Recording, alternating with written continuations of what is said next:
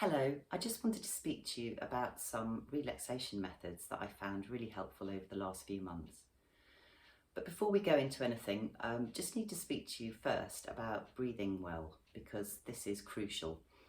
A lot of people will just breathe into the tops of the lungs, and particularly if you're at work and you're leaning over your desk and you're basically you're putting a kink in your airways, it's really hard to breathe correctly.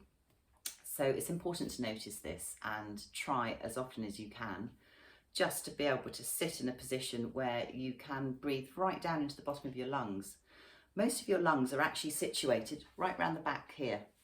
You've got a big old posterior lobe of lung here, the back and the sides, and it's a much smaller lobe at the front. So if you imagine that, when you inhale, have your hands on your ribs to begin with, just to notice how much the ribs do actually move out to the sides as you inhale, and then they'll naturally fall back in on the exhale.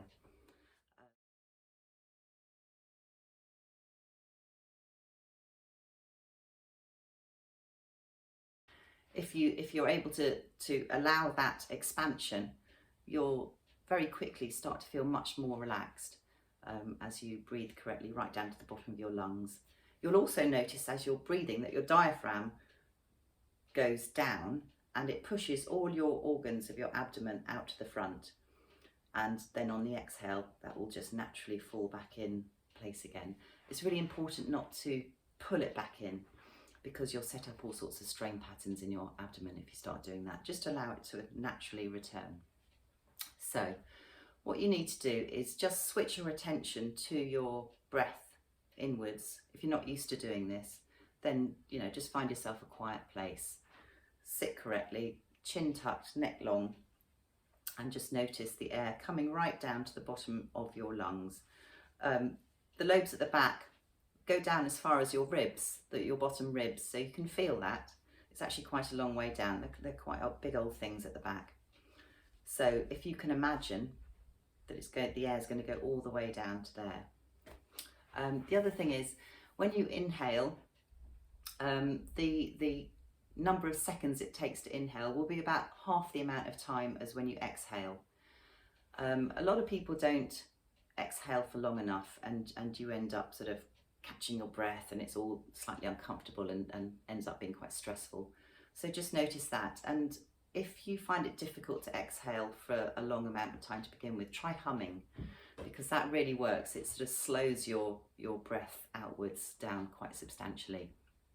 So for me, I tend to inhale about for about 4 seconds, and then there's a natural pause, which is good to notice, and then just try and exhale for about 8, and then there's another natural pause.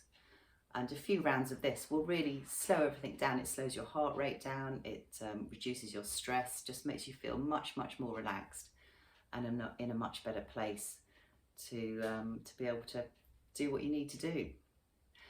Often when people are stressed, you end up with a very tight jaw, and this is because one of the muscles that's used to close the jaw is this one up here. And when you get stressed, the nerve that innervates that muscle is one of the ones that is quite prevalent in the whole sort of feeling stressed sort of situation. And so it will just shorten and close the space in the joint of your jaw quite a lot, so that it ends up feeling really uncomfortable. You might have pain, you might have teeth grinding, you might have weird noises going on. So there's, in lieu of being able to have any sort of hands-on treatment, there's a little bit you can do yourself. I just want to show you where I'm talking about first. So if you look at this skull, we're going for this joint here, where the mandible will move. Oh, what's happening here? It's all coming apart. It's where the mandible will move in its joint here. You get the idea. You can feel it if you open and shut your mouth a few times. It's just that hinge of jaw. You can feel it move. You might notice that one side moves a bit differently to the other. That often happens. You might have one side a bit tighter than the other.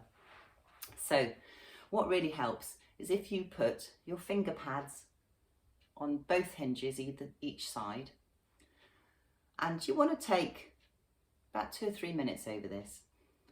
It's a very, very light touch, so I wouldn't press more than the weight, as if you were putting your fingers on your eyelids, that sort of weight, very, very light.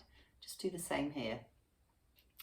And what you're aiming to do is just allowing a bit more space in that joint. So effectively, you're going to be moving your fingers down and then a slight upward tick at the end. So like a sort of backwards J. And you're going to spend, as I say, a good sort of couple of minutes at least doing it. So it's a very, very long procedure, very light touch, but it really works. So you might want to rest your elbows on a desk or something when you're doing this, and you're not actually dragging your fingers over the surface of the skin at all. You're in one place, but just imagine you're doing that J shape, and ever so slightly it will move, just very, very gently.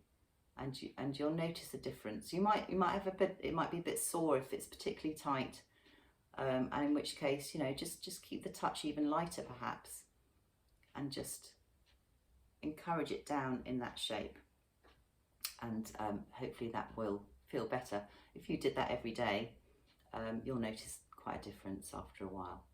But don't need to emphasize, you're not pushing in, you're not pressing. It's just a very, very light touch on the surface, and it's just encouraging. It's a minute amount of space we're talking about, but it does make a big difference. The other thing you can do, and this really helps to stimulate the vagus nerve, which you may have heard of, I think most people have now, which is your relaxation nerve that comes out of your brain. It goes all the way down into your belly actually, but you can contact it at your ears here.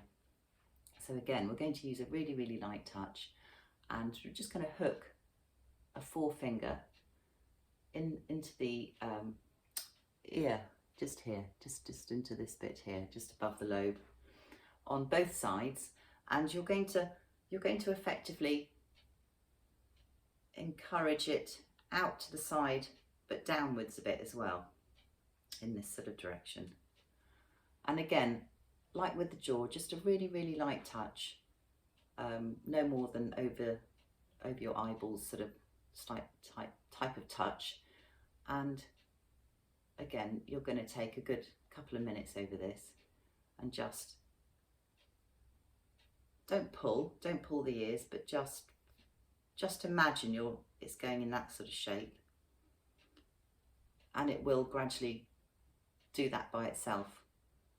But you again just have your elbows on a desk just for comfort whilst you're doing this, and that stimulates the vagus nerve, and it feels quite nice. You can do this lying down as well if it's a bit more comfy, but just imagine you're pulling your ears out like that, but you're not pulling, if that makes sense. So yeah, those are a couple of things that you can try, see if it makes any difference, and hopefully it will. See you again soon.